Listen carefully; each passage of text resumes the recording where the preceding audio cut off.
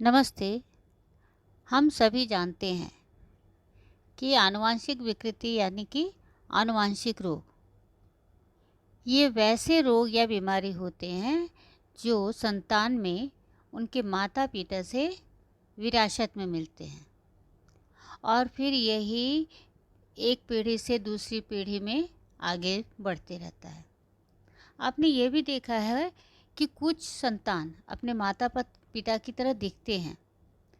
इसका मतलब ये है कि वो अपने माता पिता के नैन नक्श के साथ ही पैदा होते हैं, परंतु संतान केवल अपने माता पिता के नैन नक्श ही लेकर पैदा नहीं होते। कुछ संतान अपने माता पिता की बीमारियां लेकर भी पैदा होते हैं। तो चलिए आज आपको बताते हैं कि कौन कौन से रोग होते हैं जो बच्चों में, संतान में आनुवांशिक रूप से आते हैं। जो रोग एक पीढ़ी से दूसरी पीढ़ी में ट्रांसफ़र होते हैं उन्हें आनुवांशिक रोग कहते हैं। यह रोग डीएनए में गड़बड़ी के कारण होते हैं और यह गड़बड़ी जो है वो उत्परिवर्तन के कारण होती है। उत्परिवर्तन केवल एक जीन या पूरे क्रोमोसोम में होता है। जीन्स की संरचना में बदलाव आना ही आनुवांशिक विकृति का मुख्य कारण होता है।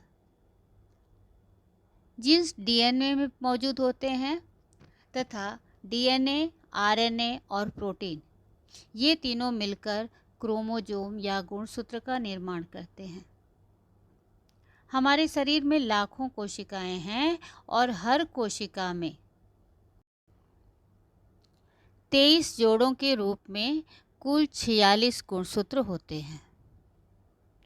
यही गुणसूत्र एक पीढ़ी से दूसरी पीढ़ी तक गुण और दोषों को पहुंचाते हैं। कोशिकाओं को नियंत्रित करने का कार्य गुणसूत्र में मौजूद डीएनए का होता है।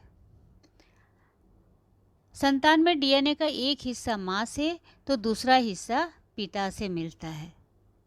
डीएनए में ही उनका जेनेटिक कोड होता है जिससे माता पिता की आदतें और रोग संतान में पहुंचती है और इसी में खराबी होने पर जेनेटिक डिसऑर्डर अर्थात आनुवांशिक विकृति होने की आशंका होती है। मनुष्य में 46 गुणसूत्र 23 जोड़ियों के रूप में होते हैं। इन गुणसूत्रों की जोड़ियों का आकार और आयतन इनमें भिन्नता होती है। इस आकृति में जोड़ियों के अनुक्रमांक दिए हुए हैं। गुणसूत्रों की 23 जोड़ियों में से 22 जोड़ियां अलिंगी गुणसूत्र की होती है तो एक जोड़ी लिंग गुणसूत्रों की होती है। स्त्रियों में ये गुणसूत्र 44 प्लस XX होती है तो पुरुषों में 44 प्लस XY इस प्रकार से दर्शाते हैं।